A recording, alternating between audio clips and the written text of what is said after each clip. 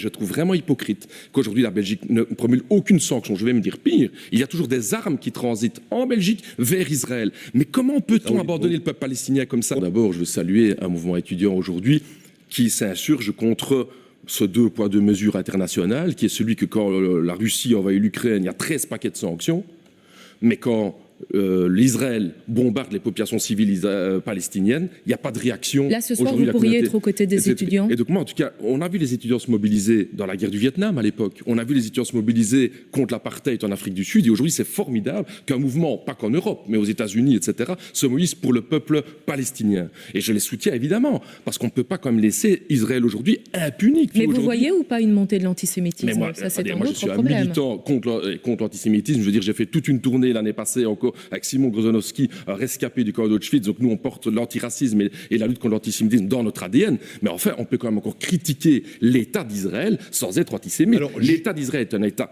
colonial qui opprime aujourd'hui une population palestinienne. Plein de résolutions de l'ONU, 104 résolutions de l'ONU l'indiquent. On doit pouvoir avoir des sanctions. Et je ne comprends pas aujourd'hui que le gouvernement belge n'impose aucune sanction contre Israël. Je trouve ça scandaleux. Raoul Edebo, est-ce que fondamentalement vous ne craignez pas, on le sait, le Hamas est un mouvement islamiste terroriste, est-ce que vous ne craignez pas aussi que ce mouvement gangrène d'une certaine manière des mouvements spontanés comme celui des étudiants palestiniens? Mais moi, attention, comme je dis, moi je combats toute forme de racisme, donc moi j'ai pas un problème avec ça. Et de terrorisme, je suppose. Oui, mais je dis qu'évidemment aujourd'hui, le mouvement aujourd'hui en faveur des populations palestiniennes, c'est un mouvement anticolonial. L'État d'Israël est un État colonial et un État d'apartheid. Ok, c'est pas un hasard si c'est l'Afrique du Sud aujourd'hui qui a commencé une procédure à la Cour pénale internationale. Pourquoi? Parce que évidemment l'Afrique du Sud sait ce que c'est que l'apartheid. Et aujourd'hui, je trouve scandaleux. Et il n'y a pas que le PTB qui le dit. Nous sommes des dizaines de milliers en Afrique, en Amérique latine, en Asie. Tous ces peuples du Sud regardent l'Europe et les États-Unis en disant « Vous êtes quand même une bande d'hypocrites. Hein. » Quand c'est les Russes, c'est pas de problème, c'est des sanctions. Mais quand c'est l'Israël, pas de sanctions. Monsieur Edebo, on va nuancer. Vous dites pas de sanctions. On a quand même eu notre Premier ministre qui a dit très clairement qu'il voulait imposer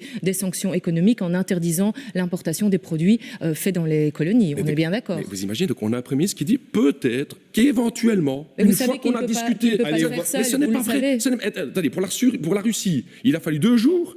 Et pour Israël, après 200-300 jours, mais donc vous reconnaissez qu'il y a quand même une volonté de mettre des sanctions. Je vois aujourd'hui que sous la pression des manifestations, et je vais encourager tout le monde à se mobiliser avec une manifestation pour la Palestine dimanche prochain à Bruxelles, il faut pouvoir mobiliser et mettre sous pression de demande politique, mais je reste avec ça que je trouve vraiment hypocrite qu'aujourd'hui la Belgique ne promulgue aucune sanction. Je vais me dire pire, il y a toujours des armes qui transitent en Belgique vers Israël. Mais comment peut-on abandonner le peuple palestinien comme ça? Et cette hypocrisie, elle est là, et le PTB est un des seuls partis à dénoncer cette hypocrisie, et je suis assez fier d'avoir ces valeurs-là.